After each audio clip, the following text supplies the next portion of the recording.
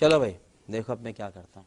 अच्छा लगा कि आपने एक मुद्दे की बात उठाई जैसे आप अमूमन उठाते हैं, क्योंकि आप ही के शोज होते हैं जिस पर हम महंगाई, बेरोजगारी इत्यादि पर चर्चा करते हैं, नहीं तो अधिकांश टीवी चैनल्स पर वो शो नहीं होते। खैर, बात तो सही है दौड़ना तो पड़ता है।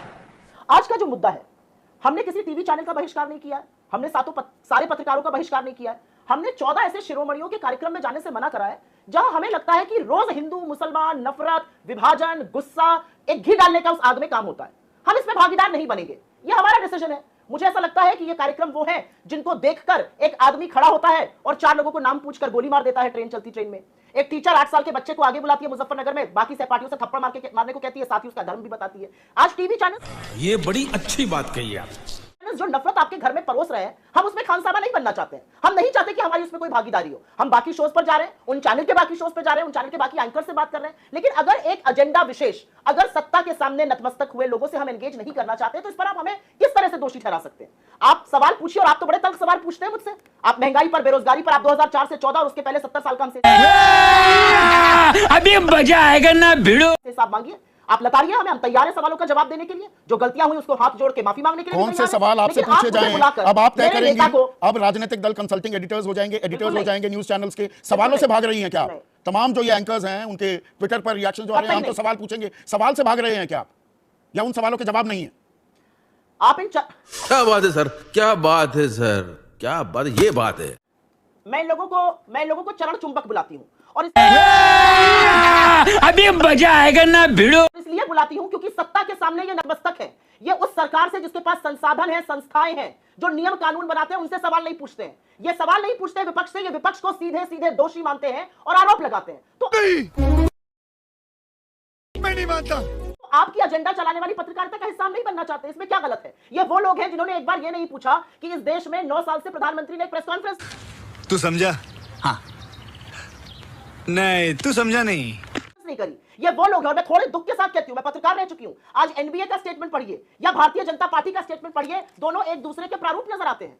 क्या ये स्टेटमेंट भारतीय जनता पार्टी ने लिखा है? ये मैं जानना चाहती हूं। और कहां था ये national broadcasters and digital association जब सुप्रिया शर्मा पर देशद्रोह का मुकदमा हुआ? कहां था ये एसोसिएशन जब आप ही के साथी पत्रकार पर, अब वो दुनिया में नहीं रहे, उन्होंने मिर्जापुर में नमक रोटी चलाने की खबर चलाई थी, उस पर उनके खिलाफ देशद्रोह का मुकदमा हुआ था? कहां थे ये पत्रकार जब एनडीटीवी का सार्वजनिक रूप से लिखकर बहिष्कार किया था बीजेपी ने? कहां थे ये पत्रकार जब प्रेस्टिट्यूट बुलाया गया था? प्रेस्टिट्यूट के शब्द को संवेदनशील करता है, यहां पे आप मुझसे बेहतर जानते हैं, मैं एक औरत होकर बोलना नहीं चाहती हूं। और कहां थे ये लोग? आपके चैनल पर पिछले 1 महीने से अघोषित बहिष्कार है बीजेपी का। क्यों है? क्योंकि आपने एक सवाल पूछ दिया था इनके सांसद से, इसलिए बहिष्कार कर देंगे। क्यों नहीं तब बोला जा रहा है? क्यों नहीं स्वर में स्वर मिलाया जा रहा है?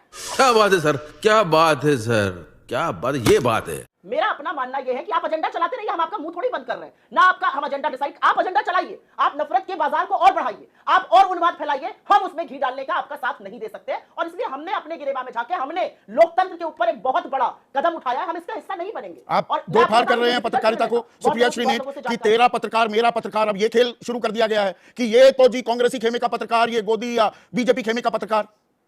उस मकाम पर पत्रकारिता को आप लाने पर आमादा हैं क्या? मैं आपको एक एग्जांपल देती हूं। अभी आप बीजेपी के प्रवक्ता की पवन खेड़ा जी के साथ बाइट चला रहे थे। उस बीजेपी के प्रवक्ता ने कहा फारूक अब्दुल्ला जैसे लोगों को अपने साथ किया है। फारूक अब्दुल्ला इस देश के एक चुने हुए सांसद हैं, इस देश के एक राज्य के मुख्यमंत्री रह चुके हैं। उन जैसे लोगों से आपका क्या मतलब है? क्योंकि वो मुसलमान हैं तो आप क्या बात साबित करना चाहते हैं? कि वो टेररिस्ट हैं, कि वो उन्माद फैलाते हैं, कि वो आतंकवादी है? क्या कहना चाहते हैं आप? मैं जानना चाहती हूं उस प्रेस कॉन्फ्रेंस में जितने पत्रकार थे, क्या उन्होंने उस बददिमाग प्रवक्ता से पूछा कि फारूक अब्दुल्ला जैसे कहने का मतलब क्या है? आप इस देश में लोकसभा के चुने हुए सांसद के लिए यह शब्द का प्रयोग क्यों कर रहे हैं? और ऐसे लोगों के साथ आप क्यों चाहते हैं कि हम बैठे? हम बिल्कुल खेमे नहीं बांट रहे हैं, ऐसे बहुत सारे पत्रकार हैं। आप मुझसे 3 सवाल कर चुके हो, 3 असहज सवाल कर रहे हैं, लेकिन मैं तो नहीं मानती कि आप एजेंडा चला रहे हैं, ना हमारे लिए ना किसी और के लिए। ये तो आज तक मैं नहीं दिखाऊंगा की बात है, कल आपको एजेंडा लगने लगेगा। मैं ये पूछ रहा हूं सुप्रिया, जब एक बार ये धारा बह जाती है, जब बात हाथ से निकलती है, वो कहां तक जाएगी? दूर तक जाएगी ना। ये सिलसिला यहां थमेगा क्या? भारत जोड़ो, एक्चुअल तोड़ो, ये बात तो सही है दौड़ना तो पड़ता है। ये अगर आपके शो का एस्टन है तो हम आपके शो में क्यों आएंगे? आपके शो का एस्टन है कांग्रेस और विपक्ष हिंदुओं के खिलाफ, हम आपके शो में क्यों आएंगे? आपके शो का एस्टन है 2047 के गजबा प्लान पर स्ट्राइक, ये हम आपके शो में क्यों आएंगे? क्या मुद्दे हैं आज इस देश के? ये पत्रकार और पत्रकारिता की बात नहीं है संदीप जी। हम एक चीज बहुत ये आपको समझने में इतना वक्त लग गया। ये बड़ी अच्छी बात कही आप। ये है या ये आपकी बौखलाहट है? ये बौखलाहट है, ये समझने में इतना वक्त कैसे लग गया?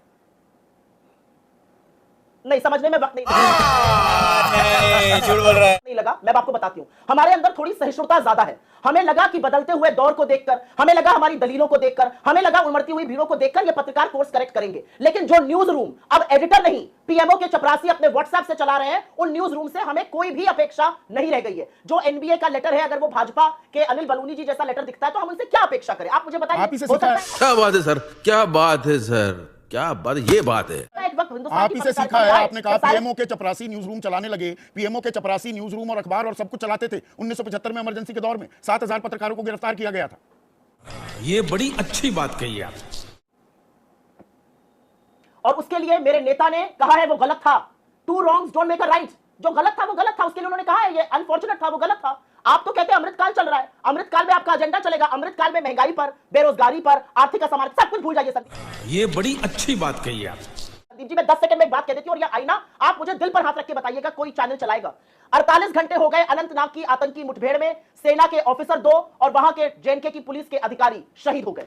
इस देश के प्रधानमंत्री ने जश्न मनाया उस शाम को। इस देश के प्रधानमंत्री ने जाकर चुनाव प्रचार किया कल। इस देश के प्रधानमंत्री ने अभी तक एक शब्द श्रद्धांजलि का, संवेदना का एक शब्द नहीं बोला। और ये एक लंबी फहरिस्त है, 2021 से वो संज्ञान ही नहीं लेते। इस देश के प्रधानमंत्री जो क्रिकेटर की उंगली टूट जाने पर ट्वीट करते हैं, वो इस देश के सर्वोच्च बलिदान देने वाले वीर सपूतों के लिए एक शब्द नहीं बोलते। कोई मीडिया आपको दिख रहा है जो उस पर सवाल पूछे?